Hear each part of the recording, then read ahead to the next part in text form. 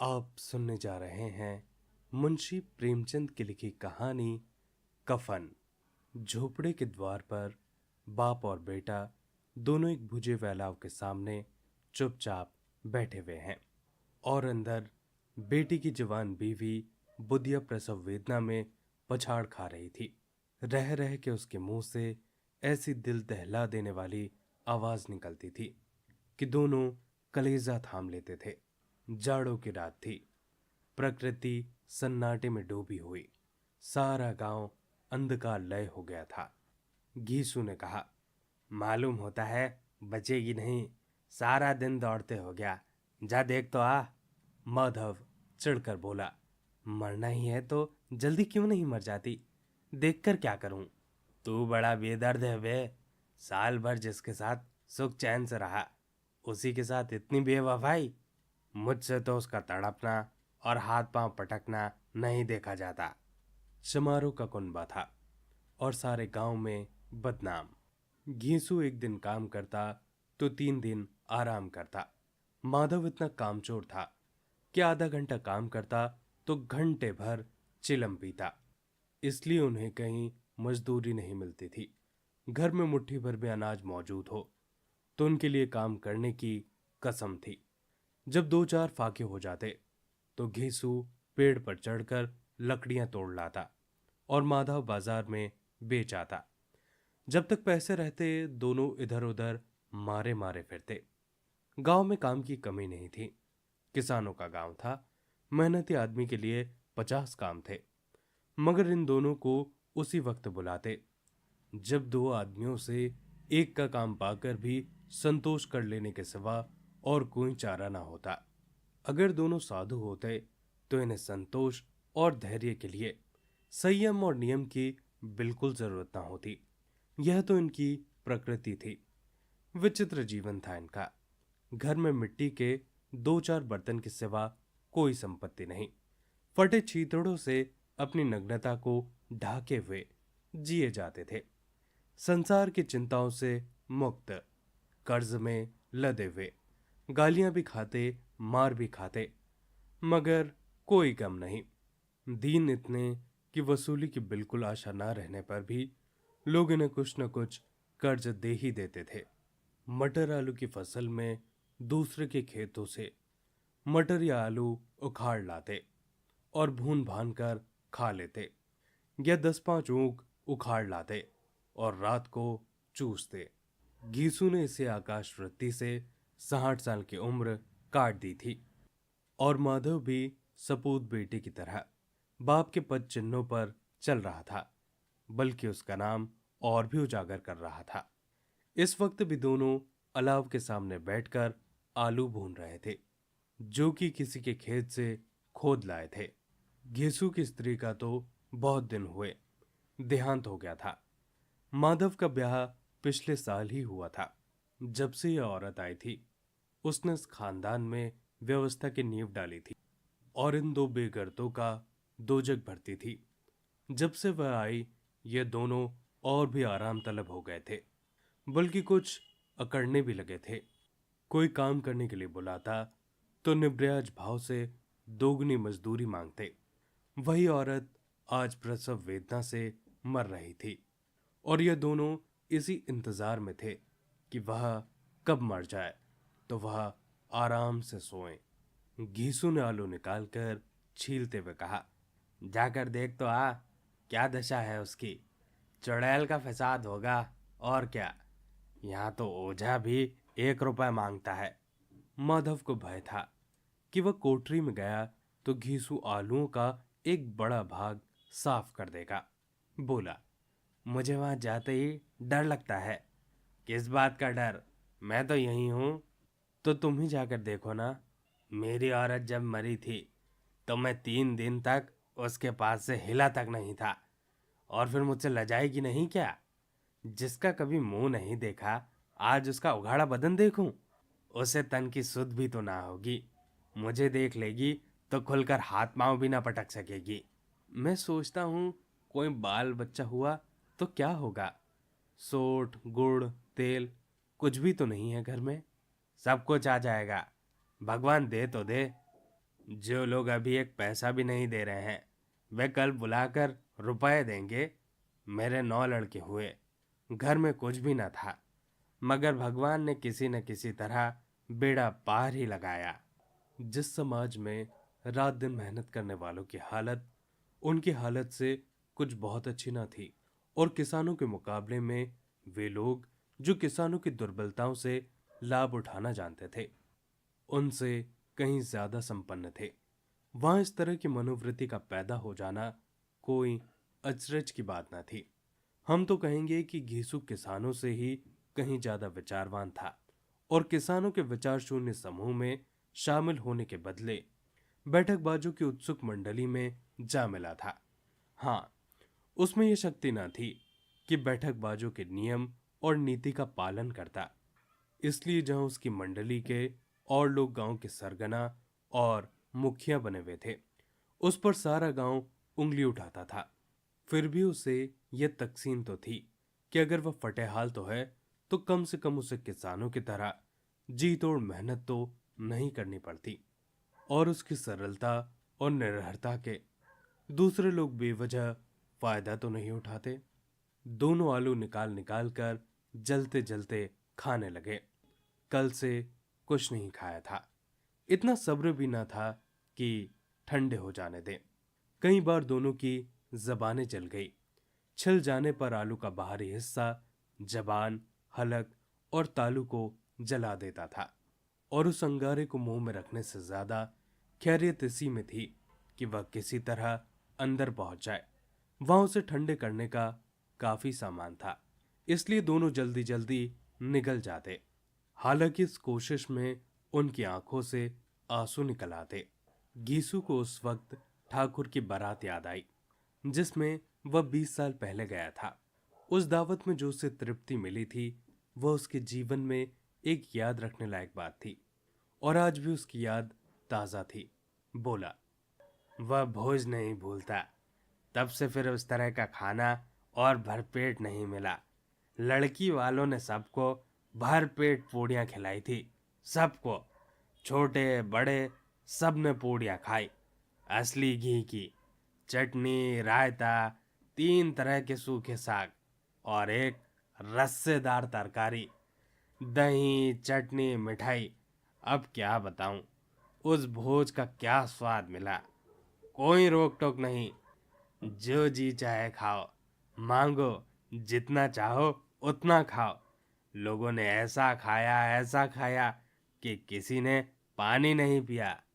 मगर परोसने वाले हैं कि पत्तल में गर्म गर्म गोल गोल सुवासित कचौड़ियां डाल ही देते।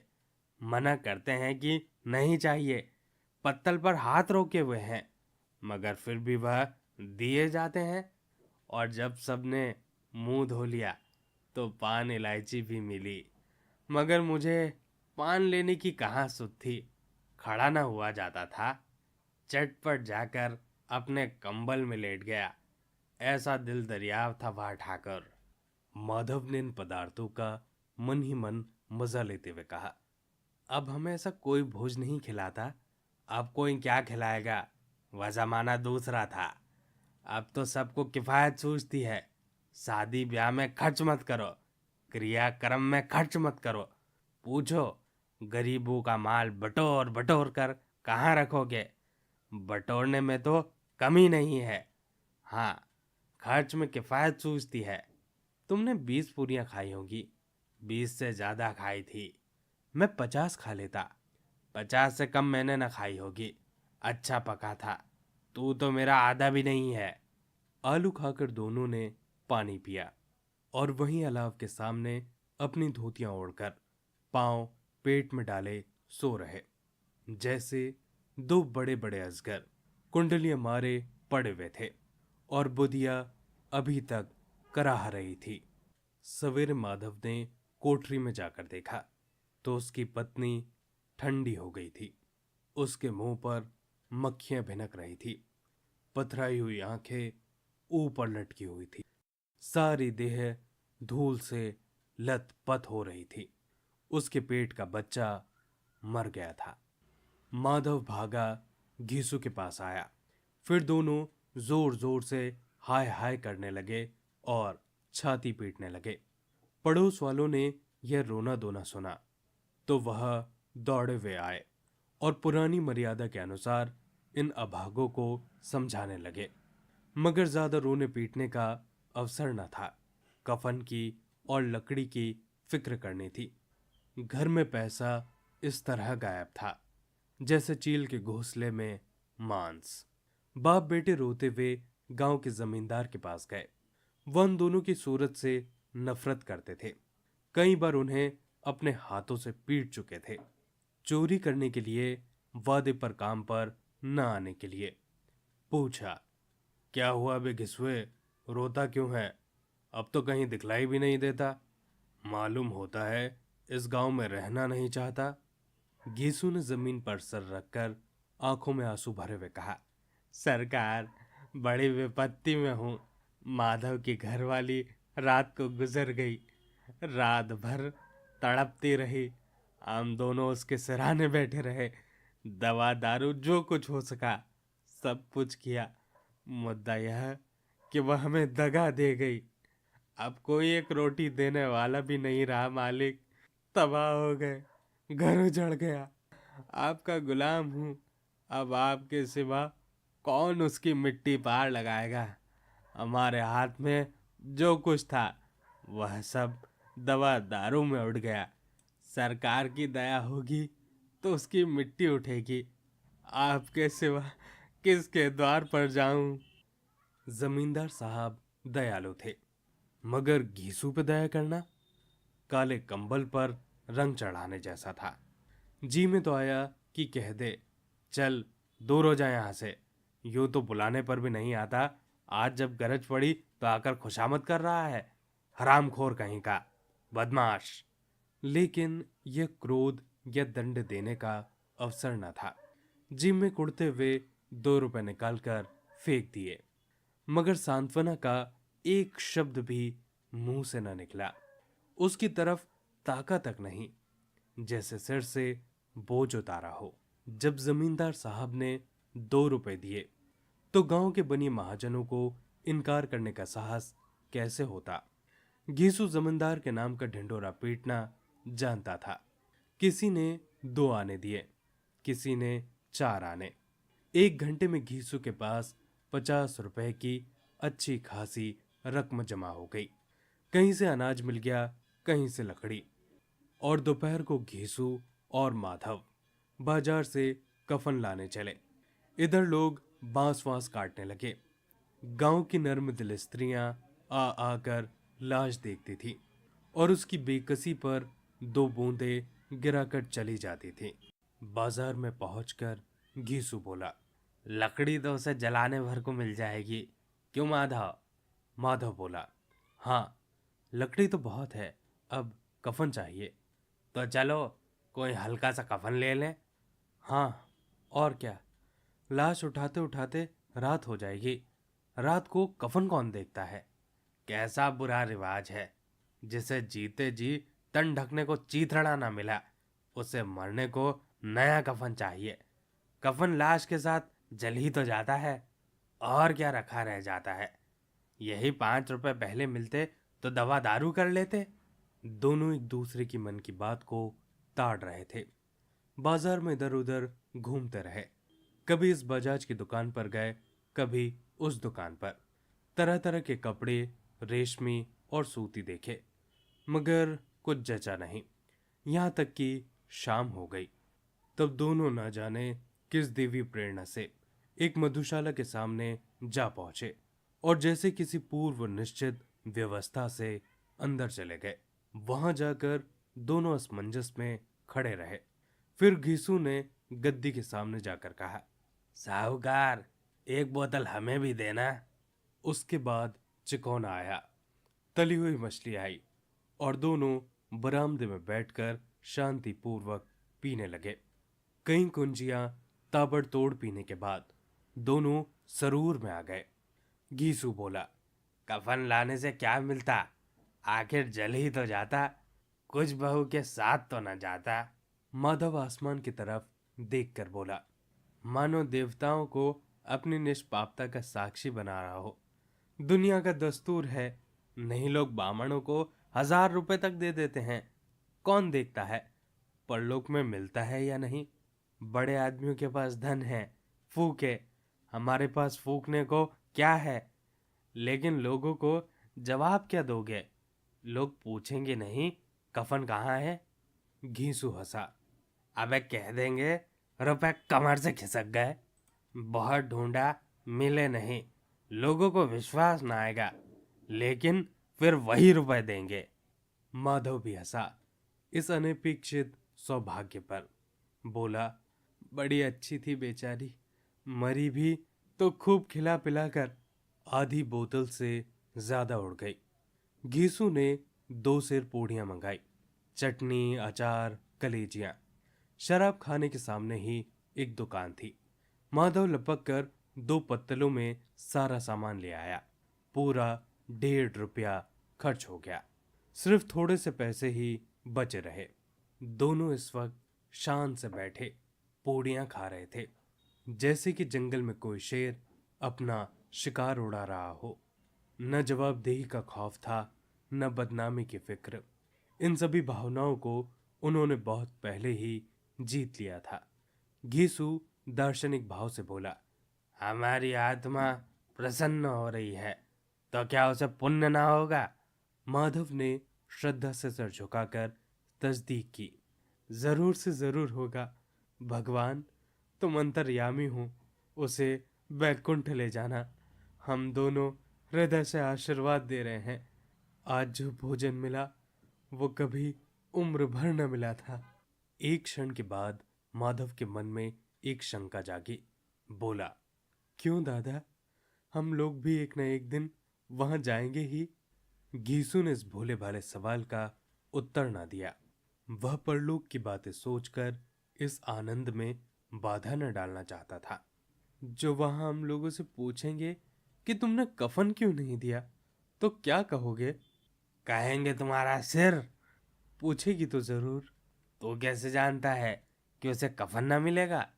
तो मुझे ऐसे ही गधा समझता है। 60 साल क्या मैं ऐसे ही घास खोदता रहा हूं।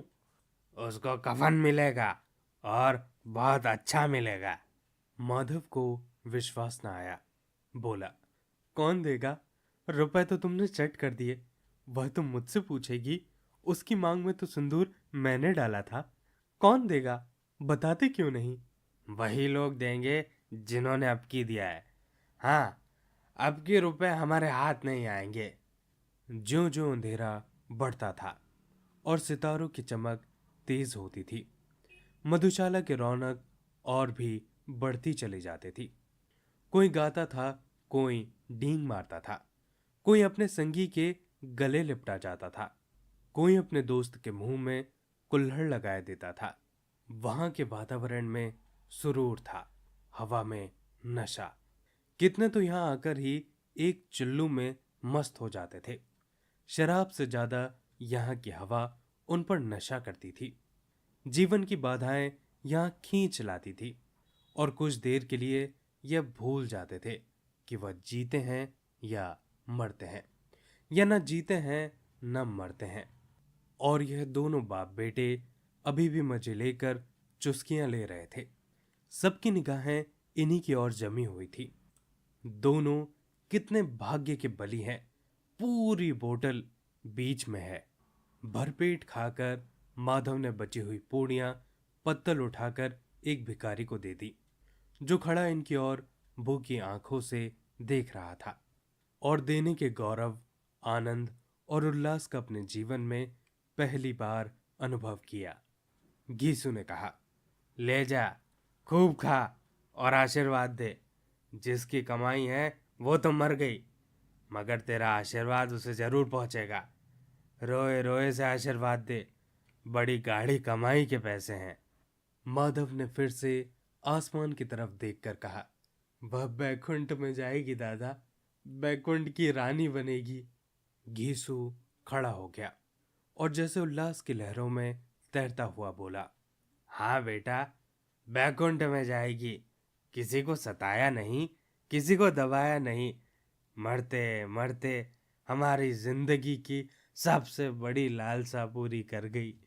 वह बैकुंठ नहीं जाएगी तो क्या मोटे मोटे लोग जाएंगे, जो गरीबों को दोनों हाथों से लूटते हैं और अपने पाप को धोने के लिए गंगा में नहाते हैं और मंदिरों में जल चढ़ाते हैं।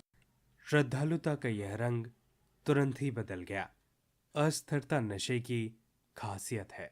दुख और निराशा का दौरा हुआ।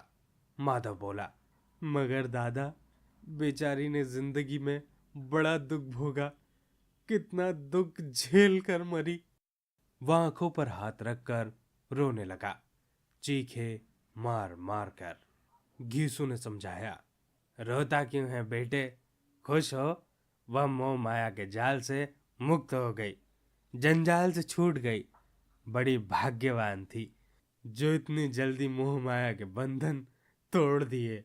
और दोनों खड़े होकर गाने लगे, ठगनी क्यों नैना झमकावे, ठगनी।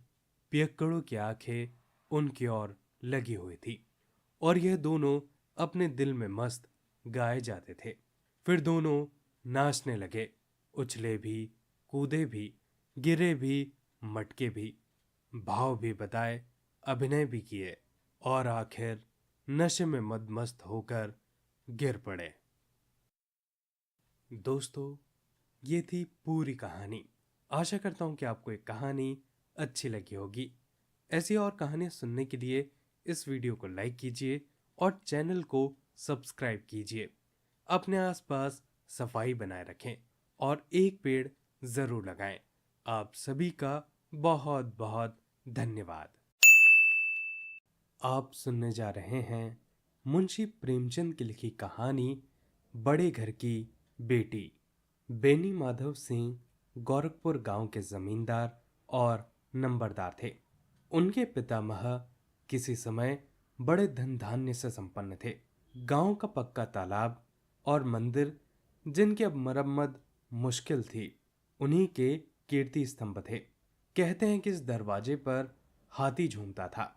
अब उसकी जगह पर एक बूढ़ी भैंस थी, जिसके शरीर में अस्थि पंजर के सिवा और कुछ शेष न रहा था।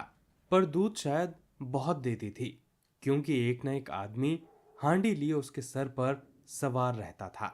बेनी माधव सिंह ने अपनी आधी से अधिक संपत्ति वकीलों को भेंट कर चुके थे। उनकी वर्तमान आय 1,000 रुपए वार्षिक से अधिक न थी। ठाकुर साहब के 2 बेटे थे। बड़े का नाम श्रीकंठ सिंह था। उसने बहुत दिनों के परिश्रम और उद्योग के बाद बीए की डिग्री प्राप्त की थी। अब एक दफ्तर में नौकर था। छोटा लड़का लाल बिहारी सिंह दोहरे बदन का सजीला जवान था। भरा हुआ मुखड़ा, चौड़ी छाती, भैंस का 2 सेर ताजा दूध वह सुबह उठकर अकेला पी जाता था। श्रीकंठ की दशा बिल्कुल विपरीत थी। इन नेत्रप्रिय गुणों को उन्होंने बीए इन्हीं 2 अक्षरों पर न्योछावर कर दिया था। इन 2 अक्षरों ने उनके शरीर को निर्बल और चेहरे को कांतिहीन बना दिया था। इसी से वैदिक ग्रंथों पर उनका विशेष प्रेम था। आयुर्वेदिक औषधियों पर उनका अधिक विश्वास था। शाम सवेरे उनके कमरे से अक्सर खरल की सुरीली कर्ण मधुर ध्वनि सुनाई दिया करती थी। लाहौर और कलकत्ते के वैद्यों से बड़ी लिखा पड़ी रहती थी।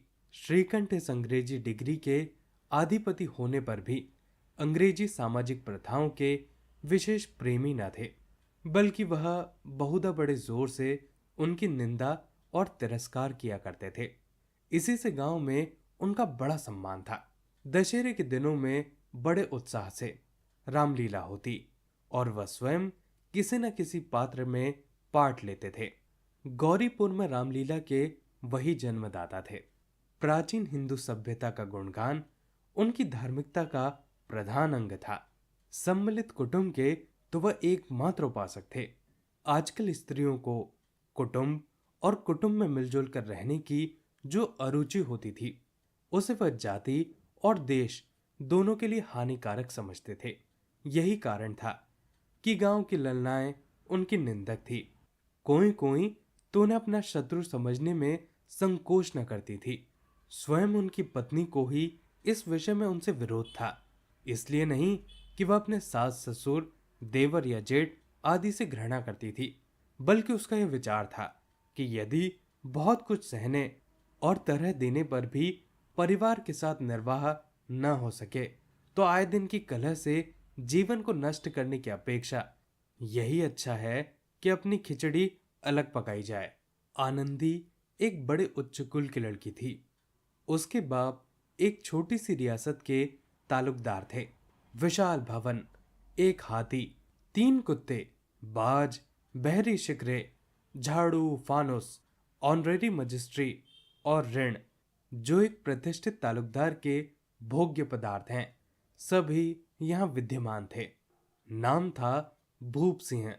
बड़े उदार चित्त और प्रतिभाशाली पुरुष थे, पर दुर्भाग्य से एक भी लड़का न था।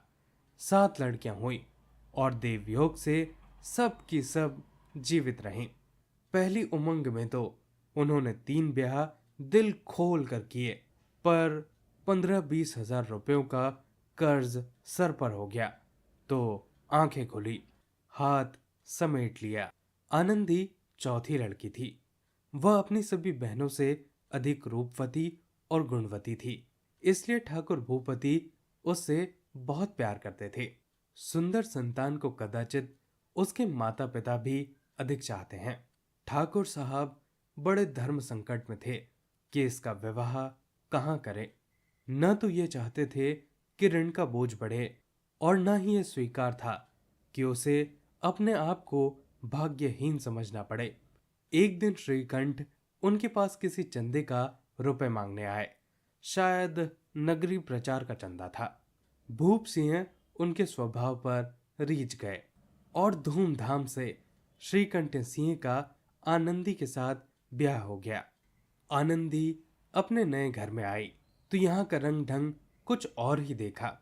जिस टिम टाम की उसे बचपन से ही आदत पड़ी हुई थी, यहाँ वह नाम मात्र को भी नहीं था।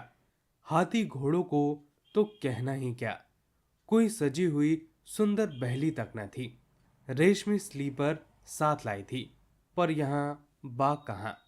मकान में खिड़कियां तक न थी, न जमीन पर फर्श, न दीवार पर तस्वीरें। यह एक सीधा साधा देहाती गृहस्थी का मकान था। किंतु आनंदी ने थोड़े ही दिनों में अपने इस नई अवस्था को ऐसा अनुकूल बना लिया मानो उसने विलास के सामान कभी देखे ही न थे। एक दिन दोपहर के समय लाल बिहारी सिंह 2 चिड़ियां लाए और भाभी से बोले, भाभी जल्दी पका दो, मुझे भूख लगी है। आनंदी भोजन बनाकर उसकी राह देख रही थी, पर वह नया व्यंजन बनाने बैठी। हांडी में देखा तो घी पांव भर से अधिक न था। बड़े घर की बेटी थी, किफायत क्या जाने। उसने सब घी मांस में डाल दिया।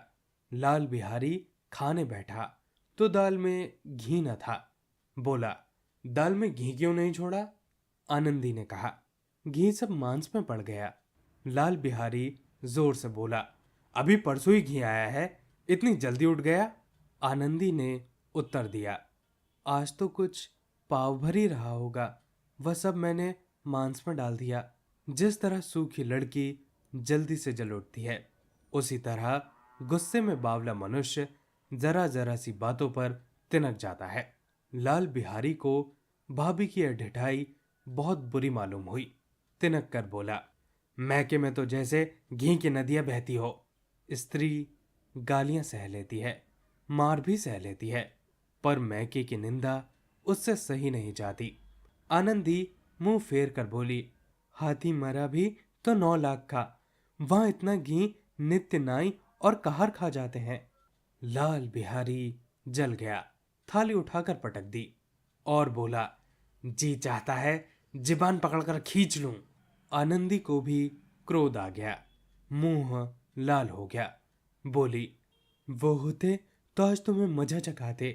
अब अपड़ उज्जड़ ठाकुर से रहा नहीं गया। उसकी स्त्री एक साधारण जमींदार की बेटी थी। जब जी चाहता था उस पर हाथ साफ कर लिया करता था। खड़ा उठाकर आनंदी की ओर जोर से फेंकी और बोला, जिसके गुमान पर भोली हुई हो उसे भी देख लूंगा और तुम्हें भी। आनंदी ने हाथ से खड़ा रोकी। सिर बच गया पर उंगली पर चोट आ गई। क्रोध के मारे हवा से हिलते पत्ते की भांति कांपती हुई अपने कमरे में आकर खड़ी हो गई। स्त्री का बल और साहस, मान और मर्यादा पति तक है। उसे अपने पति के ही बल और पुरुषत्व का घमंड होता है। आनंदी खून का घूंट पीकर रह गई।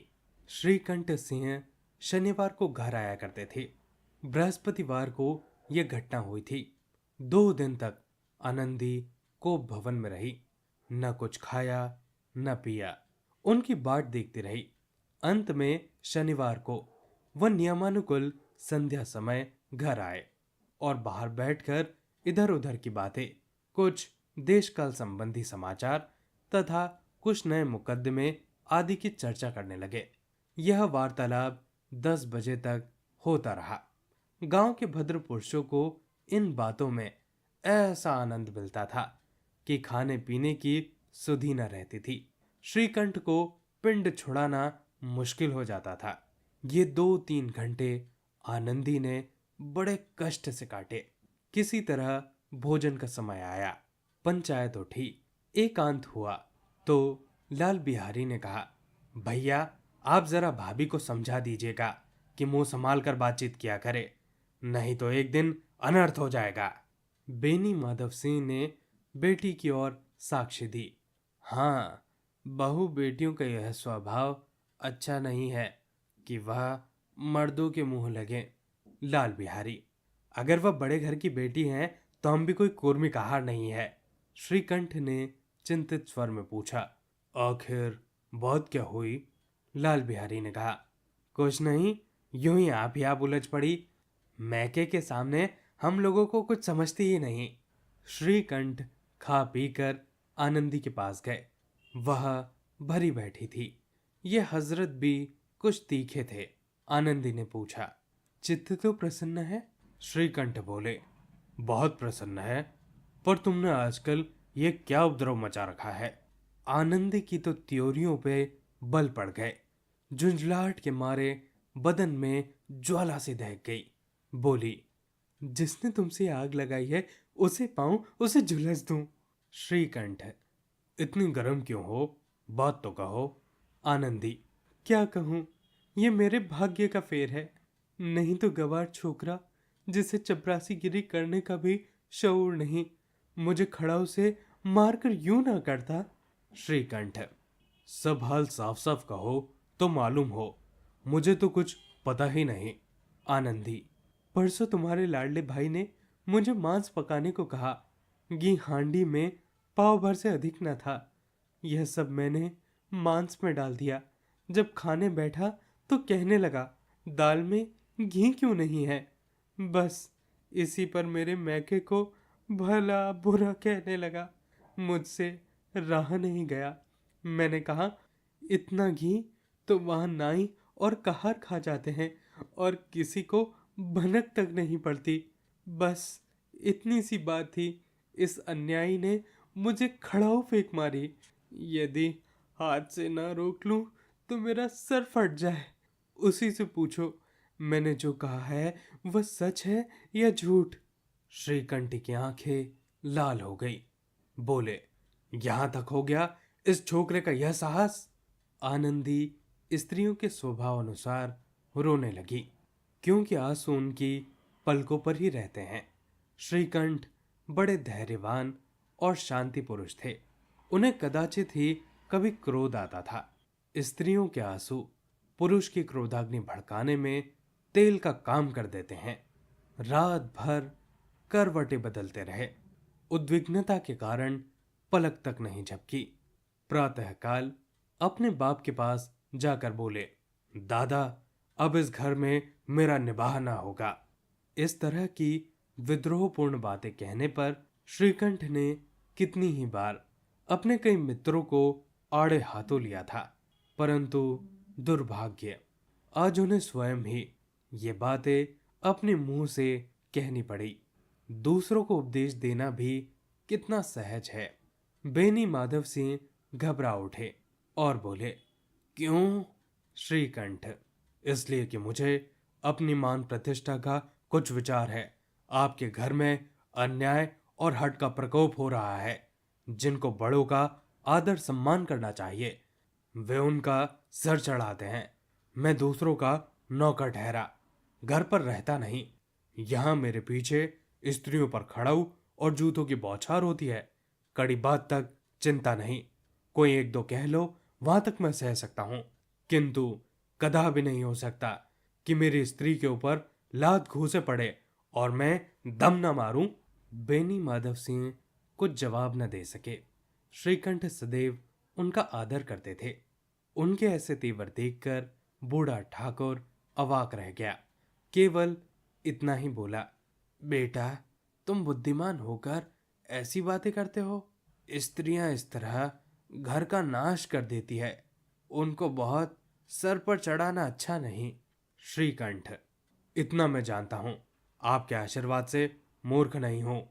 आप स्वयं जानते हैं कि मेरे ही समझाने बुझाने से इसी गांव में कई घर संभल गए, और जिस स्त्री की मान प्रतिष्ठा का ईश्वर के दरबार में मैं उत्तरदाता हूं, उसके प्रति ऐसा घोर अन्याय और पशुव्रत व्यवहार मुझे असहाय है। आप सच मानिए, मेरे लिए यह कुछ कम नहीं है कि लाल बिहारी को कुछ दंड नहीं होता। अब बेनी माधव सिंह भी गरमाए, ऐसी बातें और न सुन सके। बोले, लाल बिहारी तुम्हारा भाई है, उससे जब कभी भी भूल चूक हो उसके कान पकड़ो। लेकिन श्रीकंठ, लाल बिहारी को मैं अपना भाई नहीं समझता। बेनी माधव सिंह, स्त्री के पीछे? श्रीकंठ, जी नहीं, उसकी क्रूरता और अविवेक के कारण। दोनों कुछ देर चुप रहे। ठाकुर साहब लड़के का क्रोध शांत करना चाहते थे, लेकिन यह स्वीकार नहीं करना चाहते थे कि लाल बिहारी ने कोई अनुचित काम किया है।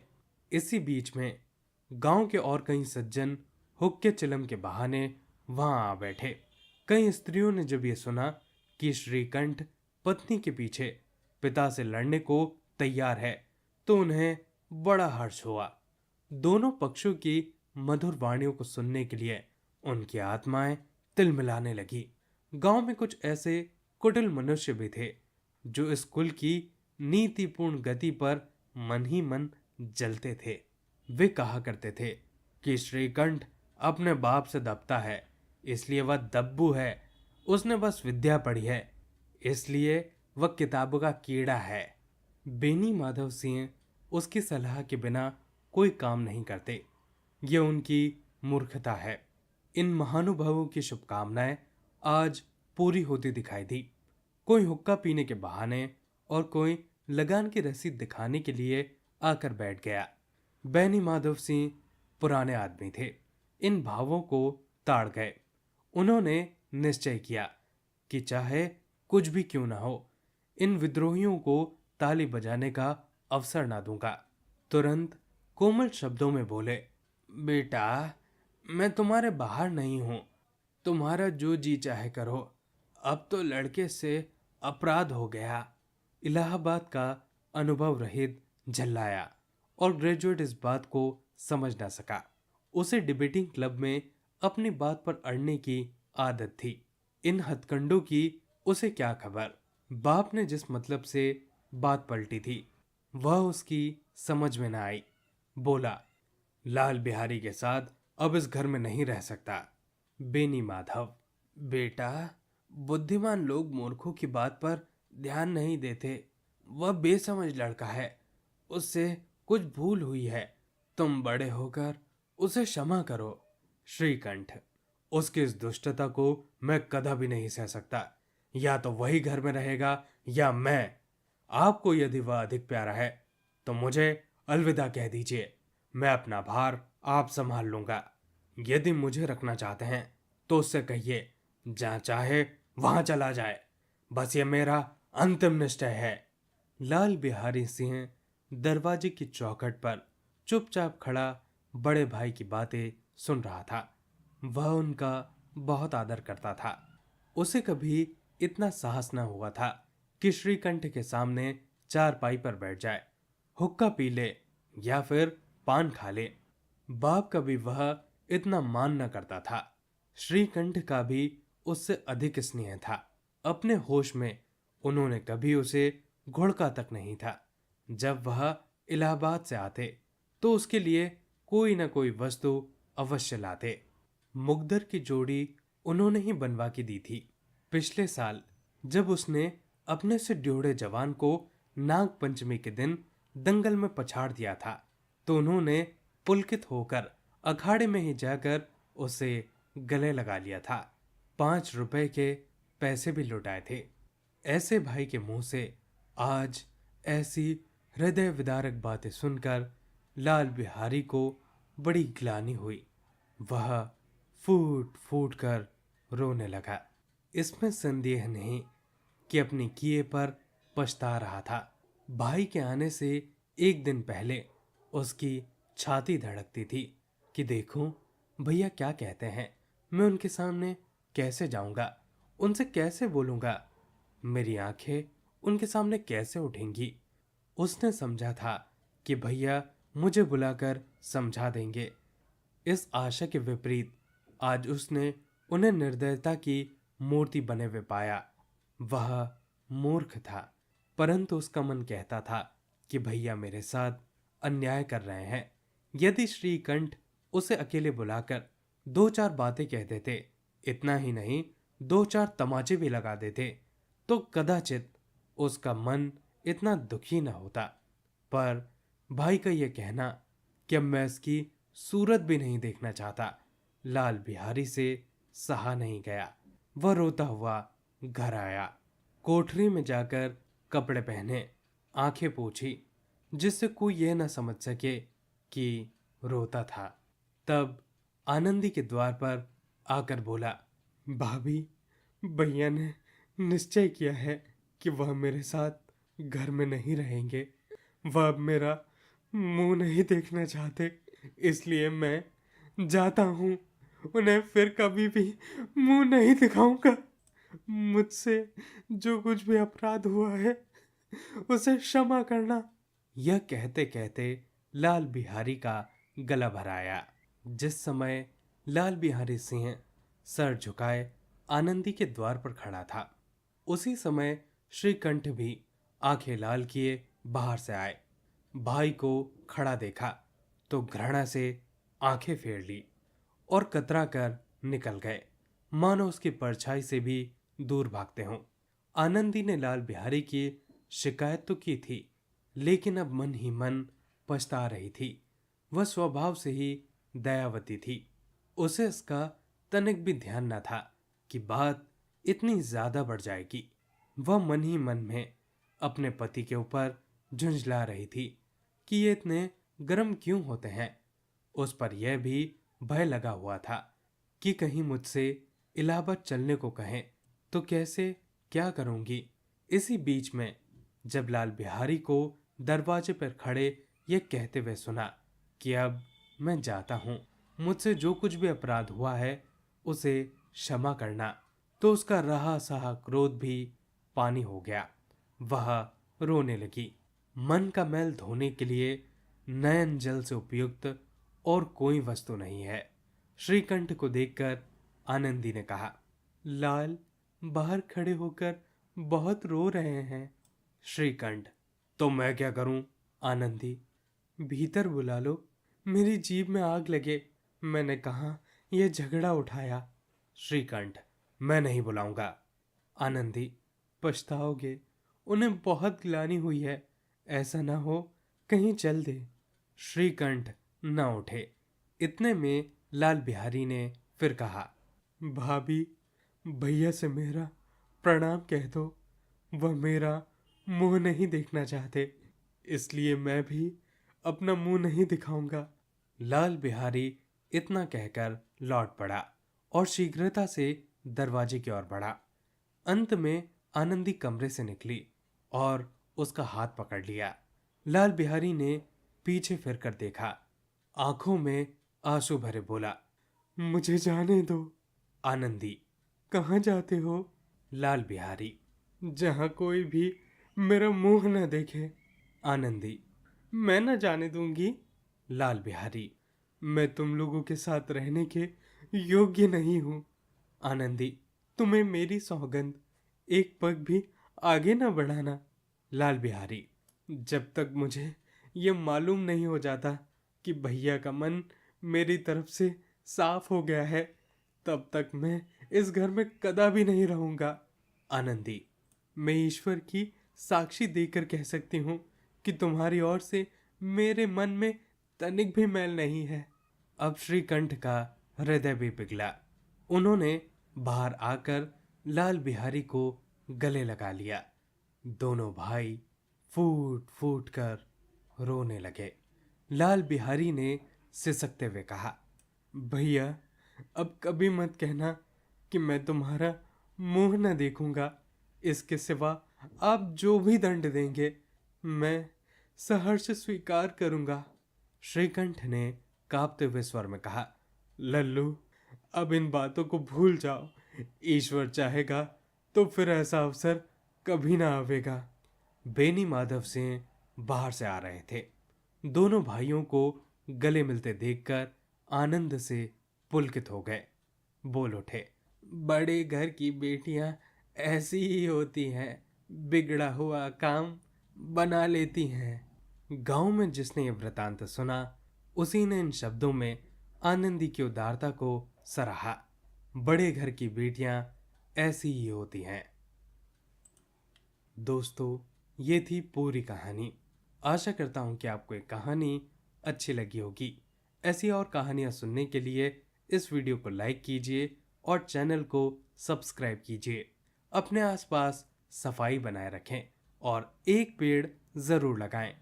आप सभी का बहुत बहुत धन्यवाद।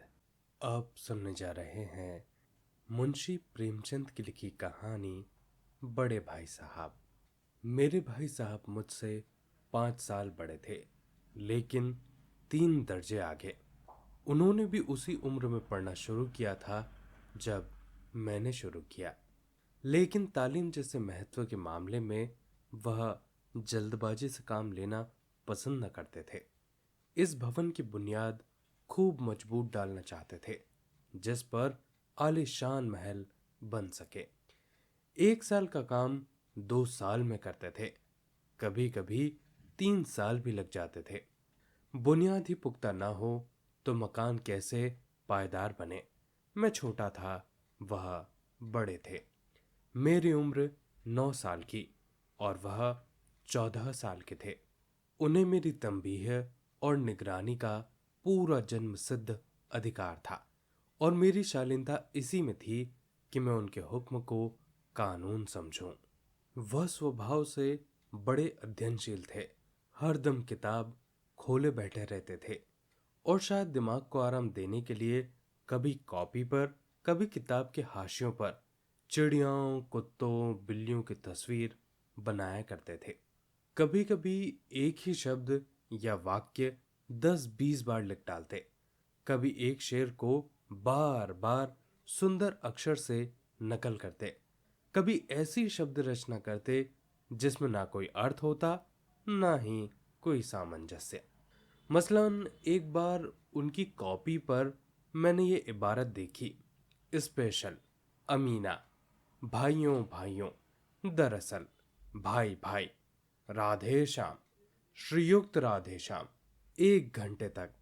इसके बाद एक आदमी का चेहरा बना हुआ था। मैंने चेष्टा की कि इस पहेली का अर्थ निकाल सकूं, लेकिन असफल रहा और उनसे पूछने का साहस ना हुआ। वह 9वीं जमात में थे, मैं 5वीं में। उनकी रचनाओं को समझना मेरे लिए छोटा मुंह बड़ी बात थी। मेरा जी पढ़ने में बिल्कुल न लगता था। 1 घंटा भी किताब लेकर बैठना पहाड़ था। मौका पाते ही हॉस्टल से निकलकर मैदान में आ जाता। कभी कंकरियां उछालता, कभी कागज की तितलियां उड़ाता, और कहीं कोई साथी मिल जाए तो फिर पूछना ही क्या। कभी 4 दीवारी पर चढ़कर नीचे कूद रहे हैं, कभी फाटक पर वार, उसे आगे पीछे चलाते हुए मोटर कार का आनंद उठा रहे हैं। लेकिन कमरे में आते ही भाई साहब का रौद्र रूप देखकर प्राण सूख जाते। उनका पहला सवाल होता, कहाँ थे? हमेशा यही सवाल इसी ध्वनि में पूछा जाता था और इसका जवाब मेरे पास केवल मौन था। न जाने मुंह से ये बात क्यों न निकलती थी कि जरा बाहर खेल रहा था। मेरा मौन ये कह देता था कि मुझे अपना अपराध स्वीकार है और भाई साहब के लिए इसके सिवा और कोई इलाज न था कि रोज से मिले हुए शब्दों से मेरा सत्कार करें। इस तरह अंग्रेजी पढ़ोगे तो जिंदगी भर पढ़ते रहोगे और एक हर्फ ना आएगा। अंग्रेजी पढ़ना कोई हंसी खेल नहीं है कि जो चाहे पढ़ ले। नहीं, ऐरा गहरा नत्थु खैरा सभी अंग्रेजों के विद्वान हो जाते।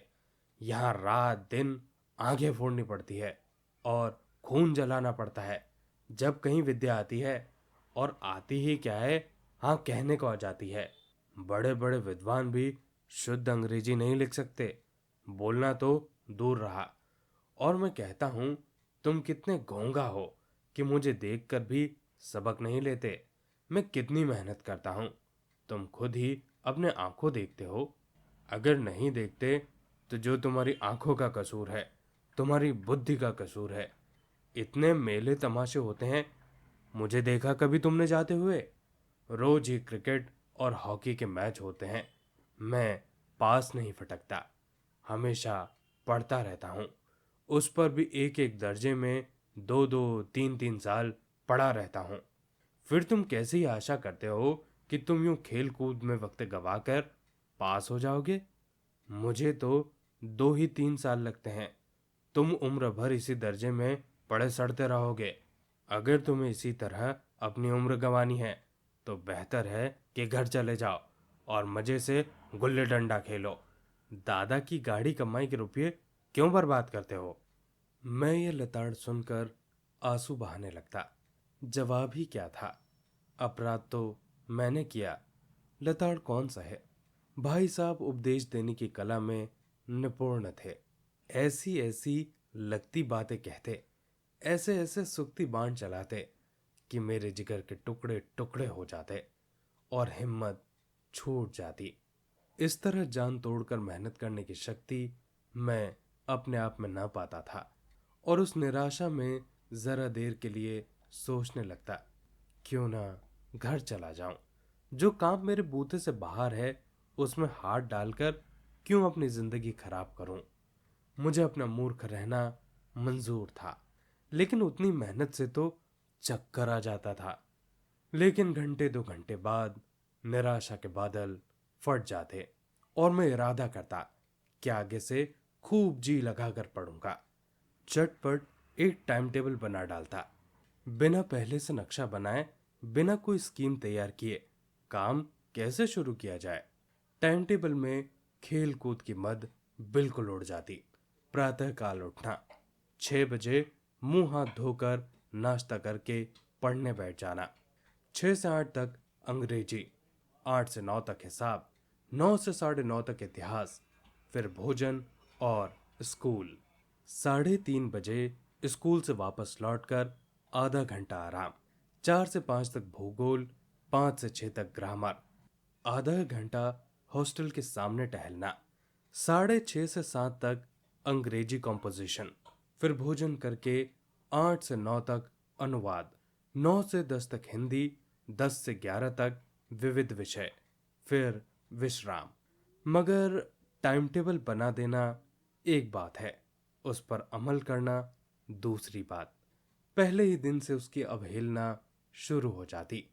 मैदान की वह सुखद हरियाली, हवा के हल्के हल्के झोंके, फुटबॉल के उछल कूद, कबड्डी के वह दाव घात, वॉलीबॉल की वह तेजी और फुर्ती मुझे अज्ञात और अनिवार्य रूप से खींच ले जाती और वहां जाते ही मैं सब कुछ भूल जाता। वह जानलेवा टाइम टेबल, वह आंख फोड़ पुस्तकें किसी को याद न रहती और फिर भाई साहब को नसीहत और फजीहत का अवसर मिल जाता। मैं उनके साय से भागता, उनकी आंखों से दूर रहने की चेष्टा करता। कमरे में इस तरह दबे पांव आता कि उन्हें खबर ना हो। उनकी नजर मेरी ओर उठी और मेरे प्राण निकले। हमेशा सिर पर नंगी तलवार सी लटकी मालूम होती। फिर भी जैसे मौत और विपत्ति के बीच में भी आदमी मोह और माया के बंधन में जकड़ा रहता है। मैं फटकार और घुटकियां खाकर भी खेलकूद का तिरस्कार न करता। सालाना इम्तिहान हुए। भाई साहब फेल हो गए और मैं पास हो गया और दर्जे में प्रथम आया। मेरे और उनके बीच केवल 2 साल का अंतर रह गया। जी में आया भाई साहब को आड़े हाथों लूं। आपकी वह घोर तपस्या कहाँ गई? मुझे देखिए, मजे से खेलता रहा और दर्जे में अव्वल भी हूं। लेकिन वह इतने दुखी और उदास थे कि मुझे उनसे दिली हमदर्दी हुई और उनके घाव पर नमक छिड़कने का विचार ही लज्जास्पद जान पड़ा। हाँ, अब मुझे अपने ऊपर कुछ अभिमान हुआ और आत्माभिमान भी बढ़ गया। भाई साहब का वारोब मुझ पर ना रहा। आजादी से खेल कूद में शरीक होने लगा। दिल मजबूत था। अगर उन्होंने मेरी फजीयत की तो साफ कह दूंगा, आपने अपना खून जलाकर कौन सा तीर मार लिया? मैं तो खेलते कूदते दर्जे में अव्वल आ गया। जवाब से यह हेकड़ी जताने का साहस न होने पर भी मेरे रंग ढंग में साफ जाहिर होता था कि भाई साहब का वह आतंक अब मुझ पर नहीं है। भाई साहब ने इसे भाप लिया। उनकी बुद्धि बड़ी तीव्र थी और एक दिन जब मैं भोर का सारा समय गुल्ली डंडे की भेंट करके ठीक भोजन के समय लौटा तो भाई साहब मैं मानो तलवार खींच ली और मुझ पर टूट पड़े। देखता हूं, इस साल पास हो गए और दर्जे में अव्वल आ गए तो तुम्हें दिमाग हो गया। मगर भाईजान, घमंड तो बड़े बड़ों का नहीं रहा। तुम्हारी क्या हस्ती है? इतिहास में रावण का हाल तो पढ़ा ही होगा। उसके चरित्र से तुमने कौन सा उपदेश लिया या यूं ही पढ़ गए हो? महज इम्तिहान पास करना कोई बड़ी चीज नहीं। असल चीज है बुद्धि का विकास। जो कुछ पढ़ो उसका अभिप्राय समझो। रावण भूमंडल का स्वामी था। ऐसे राजाओं को चक्रवर्ती कहते हैं। आजकल अंग्रेजों के राज्य का विस्तार बहुत बढ़ा हुआ है, पर उन्हें चक्रवर्ती नहीं कह सकते। संसार में अनेकों राष्ट्र अंग्रेजों के आधिपत्य स्वीकार नहीं करते, बिल्कुल स्वाधीन है। रावण चक्रवर्ती राजा था। संसार के सभी महीप उसे कर देते थे। बड़े बड़े देवता उसकी गुलामी करते थे। आग और पानी के देवता भी उसके दास थे। मगर उसका अंत क्या हुआ? घमंड ने उसका नामो निशान तक मिटा दिया। कोई उसे चुल्लू भर पानी देने वाला भी न बचा। आदमी जो कुकर्म चाहे वह करे, पर अभिमान न करे, इतराए नहीं। अभिमान किया और दीन दुनिया से गया। शैतान का हाल तो पढ़ा ही होगा। उसे भी अभिमान हो गया था कि ईश्वर का उससे बड़ा कोई सच्चा भक्त नहीं है। अंत में क्या हुआ? स्वर्ग से नरक में ढकेल दिया गया। शाहरुम ने भी एक बार अहंकार किया था। भीख मांग मांग कर मर गया। तुमने तो अभी केवल एक दर्जा पास किया है और अभी से तुम्हारा सिर फिर गया है। तब तो तुम आगे बढ़ चुके। यह समझ लो कि तुम अपनी मेहनत से पास नहीं हुए हो। अंधे के हाथ बटेर लग गई है, मगर बटेर केवल एक बार हाथ लग सकती है, बार बार नहीं। कभी कभी गुल्ली डंडे में अंधा चोट निशाना पड़ जाता है, उससे कोई सफल खिलाड़ी नहीं हो जाता। सफल खिलाड़ी वह है जिसका कोई निशान खाली ना जाए। मेरे फेल होने पर न जाओ। मेरे दर्जे में आओगे तो दांतों पसीना आएगा जब एलजेब्रा और ज्योमेट्री के लोहे के चने चबाने पड़ेंगे और इंग्लिस्तान का इतिहास पढ़ना पड़ेगा। बादशाहों के नाम याद रखना आसान नहीं है। 8-8 हेनरी हो गुजरे हैं। कौन सा कांड किस हेनरी के समय हुआ है, क्या यह याद कर लेना आसान समझते हो? हेनरी 7वें की जगह हेनरी 8वां लिखा और सब नंबर गायब। सफा चट। सिफर भी ना मिलेगा, सिफर भी। हो किस ख्याल में? दर्जनों तो जेम्स हुए हैं, दर्जनों विलियम्स, कौड़ियों चार्ल्स। दिमाग चक्कर खाने लगता है, आंधी रोग हो जाता है। इन अभागों को तो नाम भी ना सूझते थे। एक ही नाम के पीछे दोयम तेयम चारम पंचम लगाते चले गए। मुझसे पूछते तो 10 लाख नाम बता देता। और ज्योमेट्री तो बस खुदा की पनाह। अ ब ज की जगह अ ज ब लिख दिया और सारे नंबर कट गए।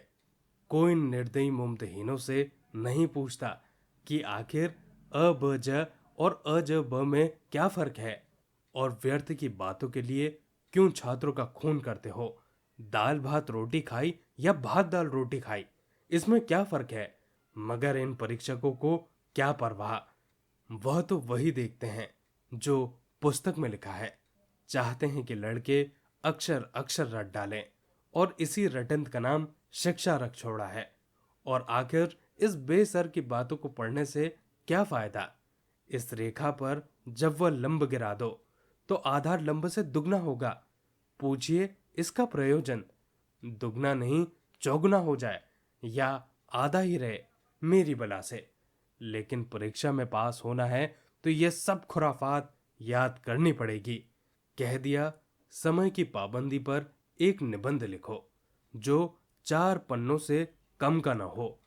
अब आप कॉपी सामने खोले, कलम हाथ में लिए, उसके नाम को रोइए। कौन नहीं जानता कि समय की पाबंदी बहुत अच्छी बात है। इससे आदमी के जीवन में संयम आ जाता है, दूसरों का उस पर स्नेह होने लगता है और उसके कारोबार में उन्नति होती है। जरा सी बात पर 4 पन्ने कैसे लिखें। जो बात एक वाक्य में कही जा सकती है उसे 4 पन्ने लिखने की जरूरत ही क्या है। मैं तो इसे हिमाकत समझता हूं। यह तो समय की किफायत नहीं बल्कि उसका दुरुपयोग है कि व्यर्थ में किसी बात को ठूस दिया जाए।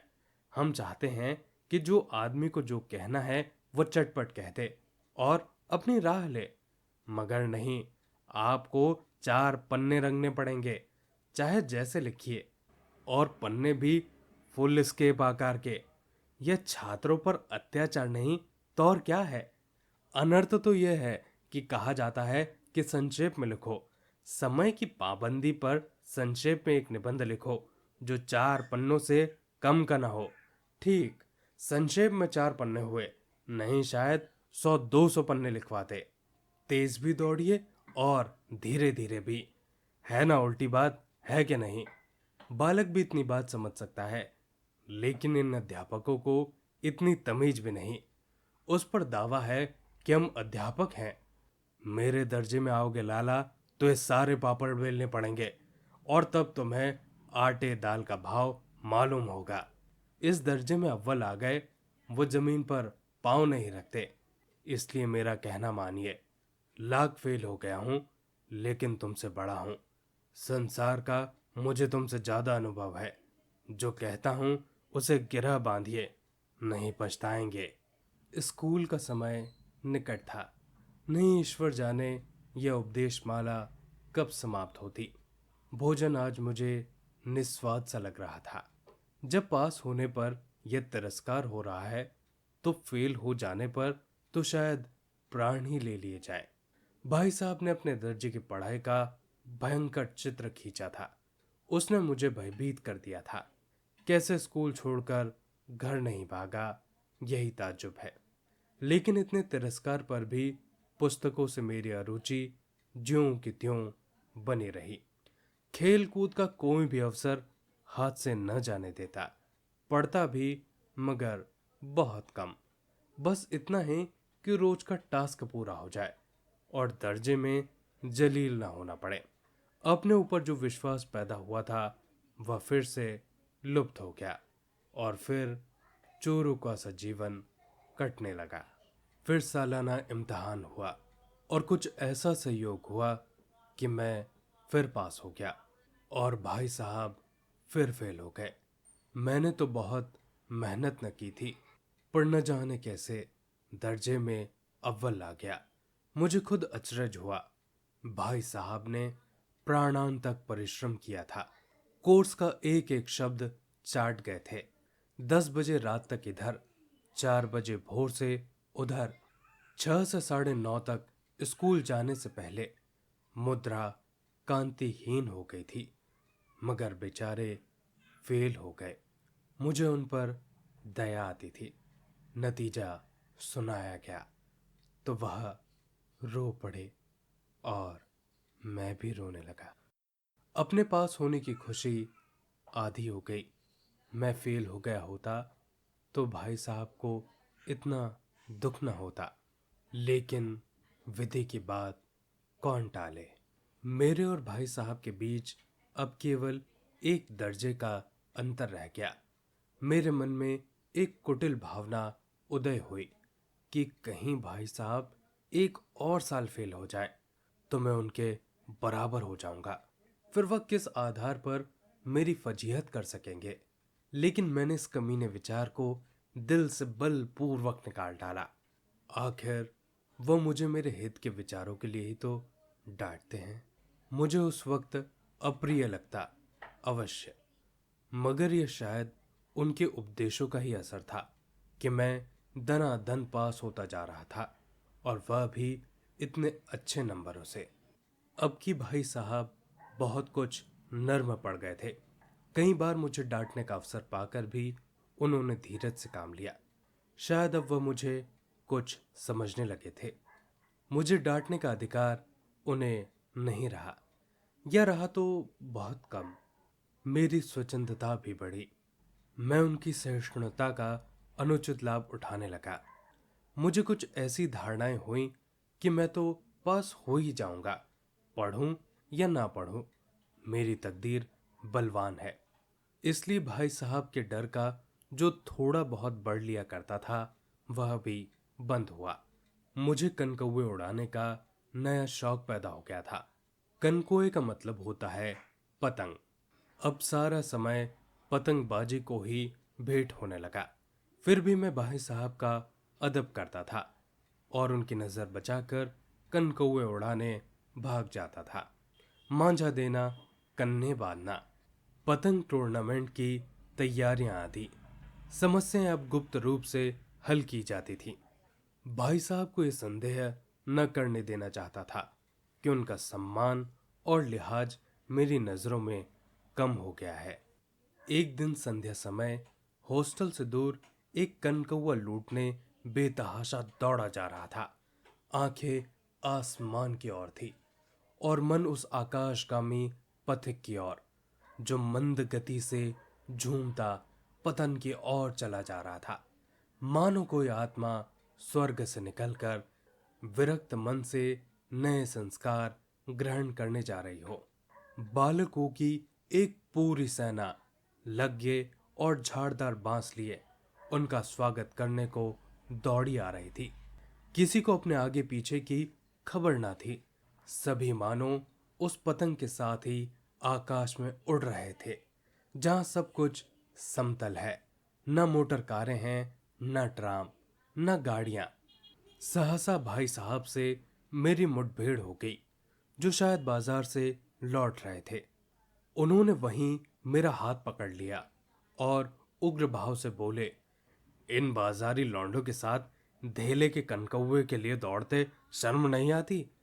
तुम्हें इसका भी लिहाज नहीं है कि अब नीची जमात में नहीं हो, बल्कि 8वीं जमात में आ गए हो और मुझसे केवल एक दर्जा नीचे हो। आखिर आदमी को कुछ तो अपनी पोजीशन का ख्याल रखना चाहिए। एक जमाना था कि लोग 8वां दर्जा पास करके नायब तहसीलदार हो जाते थे। मैं कितने ही मिडलचियों को जानता हूँ जो आज अव्वल दर्जे के डिप्टी मजिस्ट्रेट या सुपरिटेंडेंट है। कितने ही 8वीं जमात वाले हमारे लीडर और समाचार पत्रों के संपादक हैं। बड़े बड़े विद्वान उनकी मातहती में काम करते हैं, और तुम उसी दर्जे में 8वें दर्जे में आकर बाजारी लौंडों के साथ कनकौए के लिए दौड़ रहे हो। मुझे तुम्हारी इस कमकली पर दुख होता है। तुम ज़हीन हो, इसमें शक नहीं, लेकिन वह जहन किस काम का जो हमारे आत्मगौरव की हत्या कर डाले। तुम अपने दिल में यह समझते होगे कि मैं भाई साहब से महज एक दर्जा ही नीचे हूं और उन्हें मुझे कुछ कहने का हक नहीं। लेकिन यह तुम्हारी गलती है। मैं तुमसे 5 साल बड़ा हूं। और आज तुम चाहे मेरे ही जमात में क्यों ना आ जाओ और परीक्षकों का यही हाल रहा तो निसंदेह अगले साल तुम मेरे समकक्ष हो जाओगे और शायद 1 साल बाद तुम मुझसे आगे भी निकल जाओ। लेकिन मुझ में और जो तुम में 5 साल का अंतर है उसका तुम क्या करोगे, खुदा भी इसे मिटा नहीं सकता। मैं तुमसे 5 साल बड़ा हूं और हमेशा रहूंगा। मुझे दुनिया और जिंदगी का जो तजर्बा है तुम उसकी बराबरी नहीं कर सकते हो, चाहे तुम एमए डीफिल और डिलहिटी क्यों ना हो जाओ। समझ किताब पढ़ने से नहीं आती है। हमारी अम्मा ने कोई दर्जा पास ही नहीं किया और दादा भी शायद 5वीं जमात से आगे नहीं गए। लेकिन हम दोनों चाहे सारी दुनिया की विधा क्यों न पढ़ लें, अम्मा और दादा को हमें समझाने और सुधारने का जो अधिकार है वह हमेशा रहेगा। केवल इसलिए नहीं कि वे हमारे जन्मदाता हैं, बल्कि इसलिए कि उन्हें दुनिया का हमसे ज्यादा तजर्बा है और रहेगा। अमेरिका में किस तरह की राज्य व्यवस्था है और 8वें हेनरी ने कितने विवाह किए और आकाश में कितने नक्षत्र हैं, यह बातें चाहे उन्हें मालूम ना हो, लेकिन हजारों ऐसी बातें हैं जिनका ज्ञान उन्हें हमसे और तुमसे ज्यादा है। देव ना करे आज मैं बीमार हो जाऊं तो तुम्हारे हाथ पांव फूलने लग जाएंगे। दादा को तार देने के सिवा तुम्हें और कुछ न सोचेगा। लेकिन तुम्हारी जगह पर अगर दादा हो तो किसी को ताड़ ना देंगे, ना घबराएंगे, ना बदहवास होंगे। पहले खुद मरज पहचान कर इलाज करेंगे, उसमें सफल ना हुए तो किसी डॉक्टर को बुलाएंगे। बीमारी तो खैर बड़ी चीज है, हम तुम तो इतना भी नहीं जानते कि महीने भर कैसे चले। जो कुछ दादा भेजते हैं उसे हम 20-22 तारीख तक खर्च कर डालते हैं और फिर पैसे पैसे के मोहताज हो जाते हैं। नाश्ता बंद हो जाता है, धोबी और नाई से मुंह चुराने लगते हैं। लेकिन जितना आज हम और तुम खर्च कर रहे हैं उसके आधे में दादा ने अपनी उम्र का बड़ा भाग इज्जत और नेक नामी के साथ निभाया है और एक कुटुंब का पालन किया है जिसमें सब मिलाकर 9 आदमी थे। अपने हेडमास्टर को ही देखो, एमए है कि नहीं, और यहाँ के एमए नहीं, ऑक्सफोर्ड के। 1,000 रुपए पाते हैं, लेकिन उनके घर का इंतजाम कौन करता है? उनकी बूढ़ी माँ। हेडमास्टर साहब की डिग्रियां यहाँ बेकार हो गईं। पहले खुद घर का इंतजाम करते थे, खर्च पूरा ना पड़ता था, कर्जदार रहते थे। जब से उनकी माताजी ने प्रबंध अपने हाथ में लिया है, जैसे घर में लक्ष्मी आ गई है। तो भाईजान ये जरूर दिल से निकाल डालो कि तुम मेरे समीप आ गए हो और अब स्वतंत्र हो। मेरे देखते तुम बेराह नहीं चल पाओगे। अगर तुम यूं ना मानोगे तो मैं थप्पड़ दिखाकर इसका प्रयोग भी कर सकता हूं। मैं जानता हूं कि तुम्हें मेरी बातें जहर लग रही हैं। मैं उनकी इस नई युक्ति से नतमस्तक हो गया। मुझे आज सचमुच अपनी लघुता का अनुभव हुआ और भाई साहब के प्रति मेरे तन में श्रद्धा उत्पन्न हुई। मैंने सजल आंखों से कहा, हरगिज नहीं, आप जो कुछ फरमा रहे हैं वह बिल्कुल सच है। आपको कहने का पूरा अधिकार है। भाई साहब ने मुझे गले लगा लिया और बोले, कनकौवे उड़ाने को मना नहीं करता, मेरा जी भी ललचाता है, लेकिन क्या करूं? खुद बेरह चलूं तो तुम्हारी रक्षा कैसे करूं? यह कर्तव्य भी तो मेरे सर पर है। संयोग से उसी वक्त एक कटा हुआ कनकौवा हमारे ऊपर से गुजरा। उसकी डोर लटक रही थी। लड़कों का एक गोल पीछे पीछे दौड़ा चला आ रहा था। भाई साहब लंबे हैं ही उछलकर उसकी डोर पकड़ ली और बेतहाशा हॉस्टल की तरफ दौड़े।